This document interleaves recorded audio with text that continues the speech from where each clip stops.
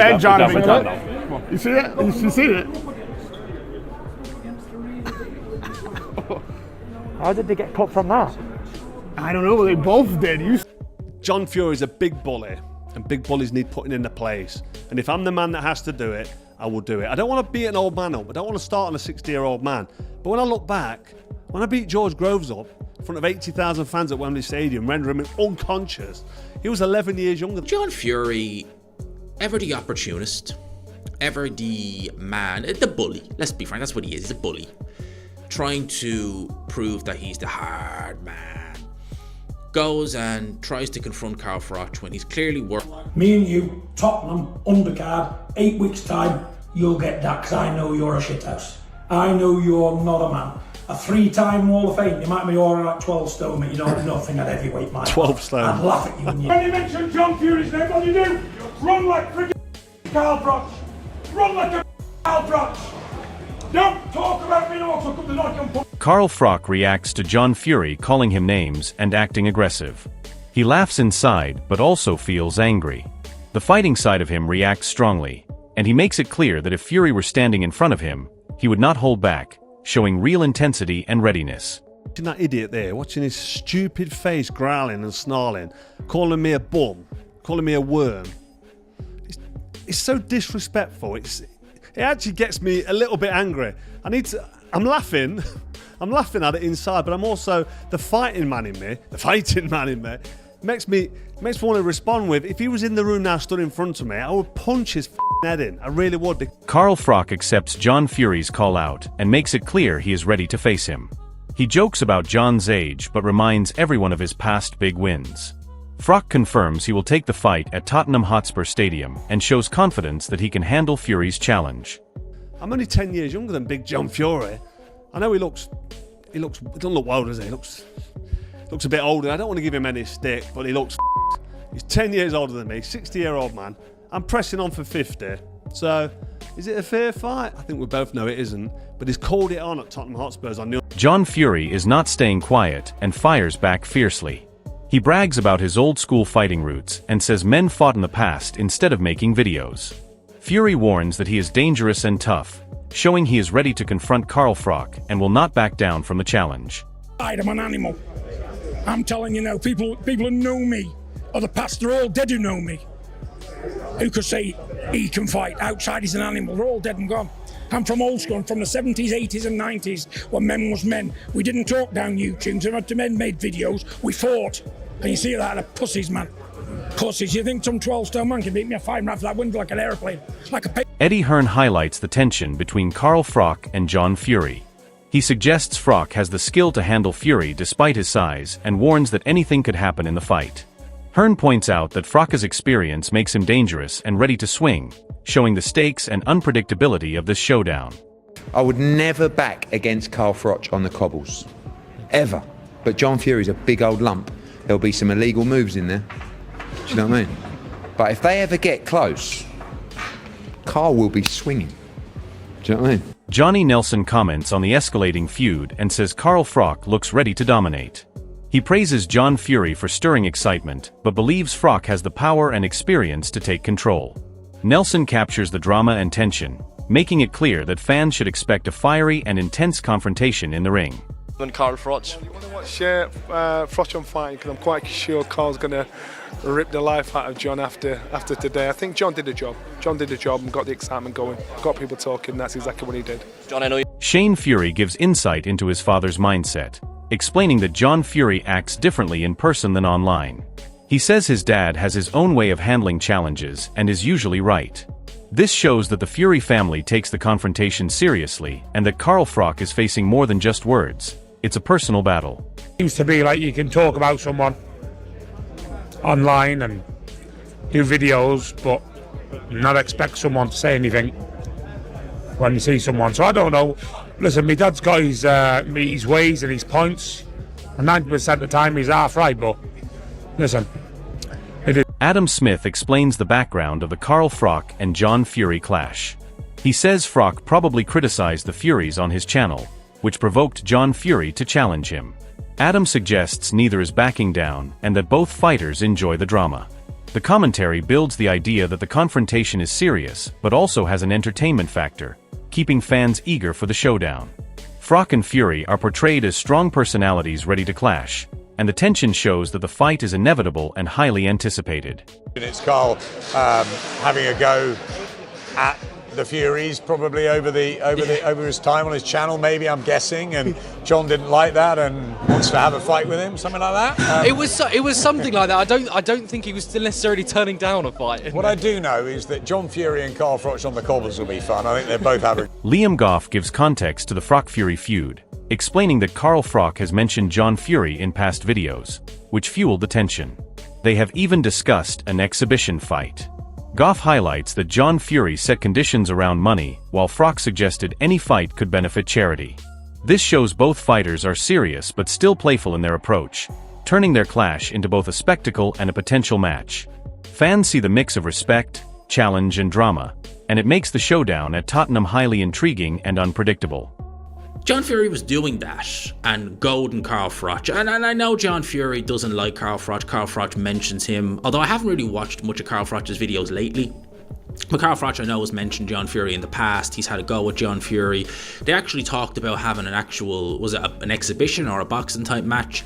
And John Fury, any man, any time, was saying words to the effect of, "Oh, I'll fight you, Carl Froch, but the money has to be right." And Carl Froch basically said, "Alright, well, if we arrange payment, it can go to..." Frank Warren describes the confrontation as a subplot that distracts from the main event.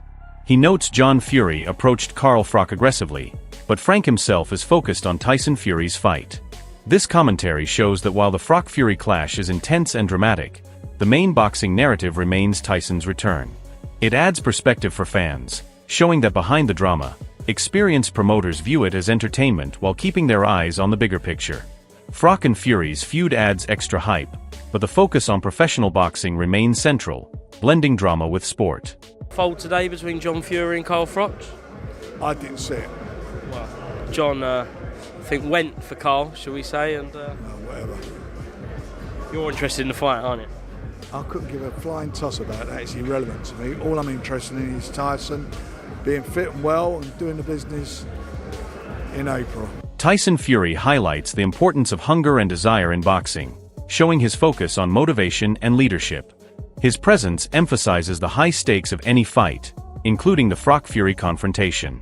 This commentary inspires fans, showing that behind the insults and call-outs, the fighters are learning, growing, and pushing limits. Tyson's approach adds depth to the drama, showing mental strength and determination at the heart of the sport. To be around people, just to show them what hunger is and desire is, and when you're at the top, to show them to keep pushing and pushing and pushing. Hopefully they learn, it rubs off on them. Carl Froch fires back at John Fury, calling him a bully and warning that his attitude will catch up with him. He says Fury is attention-seeking but makes it clear that if Fury crossed the line, Froch would act decisively. The commentary shows Froch's mix of controlled anger, confidence, and readiness, keeping fans excited for the showdown while understanding the tension between the two men. That's enough about Big John Fury, the fighting man who don't want to fight, really. That's enough about him. Big fucking bully, that's what he is. And it will come on top for him. He'll say the wrong thing or he'll approach the wrong person.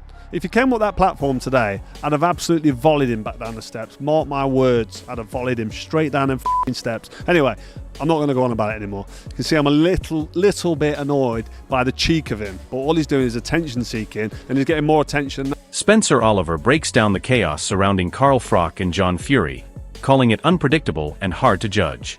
He praises Froch, nicknamed Cobra, for still being in shape and dangerous, but also acknowledges John Fury's aggressive old-school presence. The commentary highlights the tension as both men stand ready to challenge each other. Froch's past experience and Fury's intimidating reputation make this feud a clash of personalities and power. Spencer notes that Fury's aggression even extended beyond Froch, showing his volatile nature. Fans are left with the sense that anything can happen if the fight takes place, and that both men are more than just talk, they are ready for confrontation and drama. On Fury, Carl Froch, who wins that one? Difficult one to call, that, isn't it? You got to go with the Cobra. You got to go with the Cobra, mate. Really? The Cobra's dangerous. He's still in shape. 48 years of age. John standing over there behind you. You got to go with John Fury. Yeah, no, it kicked off a little bit. But it wasn't only Carl Froch that he went into either, did he? He actually went into Lennox Lewis as well. He started steaming into Lennox Lewis a little bit, and I go, whoa, who wins that one?